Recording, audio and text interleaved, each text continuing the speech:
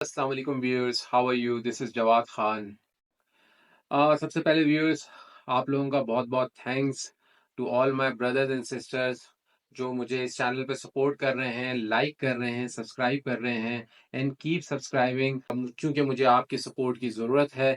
सो जैसा कि आप जानते हैं कि आज आईपीएल का 6th मैच हुआ between Rajasthan Royals and KKR. Viewers, इस मैच के अंदर अगर हम राजस्थान रॉयल्स की बात करें तो उनकी तरफ से ओवरऑल देखा जाए तो एक टीम परफॉर्मेंस आई है। कोई भी एक्स्ट्रा ऑर्डिनरी परफॉर्मेंस नहीं आई, ना बॉलिंग में ना बैटिंग में। बैटिंग में उनके तमाम ही जो बैट्समैन थे वो ऑलमोस्ट अ लिटिल बिट कंट्रीब्यूशन करके गए और 152 के ऊपर उन्होंने एक टारगेट जो है वो क्लोज किया, जो कि केकेआर के लिए एक बहुत, या किसी भी टीम के लिए, बल्कि मैं ये कहूंगा कि आज की मॉडर्न क्रिकेट में it's a very very comfortable and easy target, चाहे आप इंटरनेशनल खेल रहे हो या कोई लीग खेल रहे हो। 152 अब कुछ टारगेट रहा नहीं है। खास तौर पे आप किसी बैटिंग विकेट पे खेल रहे हो या इवन के किसी बॉलिंग विकेट पे भी खेल रहे हो तो 150 अप टू 152 जो है वो अब आराम से चेज हो जाता है। तो राजस्थान रॉयल्स के बैटर्स की बात करते हैं तो उसमें आपको एक मिली जुली परफॉर्मेंसेस नजर आएंगी। मोस्ट ऑफ द बैट्समैन जिन्होंने रन्स बनाए हैं वो ट्वेंटीज के अंदर आए हैं। किसी ने 25 बनाए, किसी ने 29 बनाए हैं, किसी ने 15 बनाए हैं। मतलब मिली जुली परफॉर्मेंस है, किसी की भी आउटस्टैंडिंग परफॉर्मेंस नहीं रही। जबकि दूसरी तरफ अगर हम केकेआर की बात करें तो उनकी तरफ से क्विंटन डिकॉक ने अपनी क्लास शो की। उन्होंने शो किया कि जब वो इंटरनेशनल क्रिकेट खेलते थे तब भी वो बहुत हाईली रेट होते थे। अपने टाइम में वो one of the best wicket keeper batsman थे। मेरा नहीं ख्याल कि जिस वक्त क्विंटन डिकॉक जो है वो खेल रहे थे तो उस वक्त आई गेस डिकॉक और दूसरा जॉस बटलर ही होंगे, जो कि जिनको आप वर्ल्ड में number 1 and number 2 as a wicket keeper batsman जो है वो आप कह सकते हो। और तो मुझे नहीं याद पड़ता कि कोई था किसी भी टीम की तरफ से। हाँ, उससे पहले जो है वो एम एस धोनी थे और उसके अलावा कुछ टीम के और विकेट कीपर बैट्समैन भी थे। लेकिन from 2010 to 2020, yes, in that era, MS Dhoni, of course, MS Dhoni, Quinton de Kock and Jos Buttler को आप कह सकते हैं। तो क्विंटन डीकॉक ने अपनी क्लास शो की और उन्होंने 97 रन मारे ऑन वेरी लिमिटेड डिलीवरीज, जिसकी वजह से केकेआर ये मैच बहुत कंप्रिहेंसिवली, बहुत आराम से जीत गया, सिर्फ 2 विकेट्स के नुकसान पे। और हाँ, अफ़सोस थोड़ा-सा ये है कि डिकॉक की जो है वो सेंचुरी रह गई। वैसे पर्सनली मैंने आपको बताया था कि मैं इस टूर्नामेंट में 2 ही टीमों को सपोर्ट कर रहा हूँ। So one of my favourite teams का आज मैच था। I was supporting KKR. आप किसको सपोर्ट कर रहे थे? मुझे ज़रूर बताइएगा कमेंट में। तो this was a little bit about the match. So आएँ अब मैच समरी की तरफ बात करते हैं कि आज के मैच में बेसिकली हुआ क्या-क्या। राजस्थान रॉयल्स बैटिंग स्टार्ट करते हैं और जायसवाल और संजू सैमसन की एक अच्छी पार्टनरशिप स्टार्ट होती है पावर प्ले में। और वो अच्छे शॉट्स खेल रहे होते हैं जब 33 पे पहली विकेट गिरती है संजू सैमसन की और वो आउट होते हैं सिर्फ 13 रन बना के 11 बॉलों पे।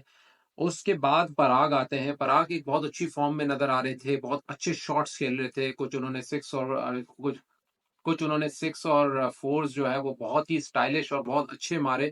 ऐसा लग रहा था बड़ी फॉर्म में है और शायद एक अच्छी इनिंग खेलेंगे। लेकिन फिर 67 के स्कोर पे उनकी भी विकेट गिरती है। यहाँ तक जो है वो राजस्थान रॉयल्स बहुत अच्छा जा रहा था। देवर क्रूजिंग, ऐसा लग रहा था कि वो एक बड़े टारगेट बनाने में कामयाब हो जाएंगे। एक नजर आ रहा था कि एक अच्छा बड़ा टारगेट बनेगा। 67 पे जब वो आउट होते हैं तो तब सिर्फ 7.5 ओवर्स हुए होते हैं, यानी कि 8 ओवर्स हुए होते हैं।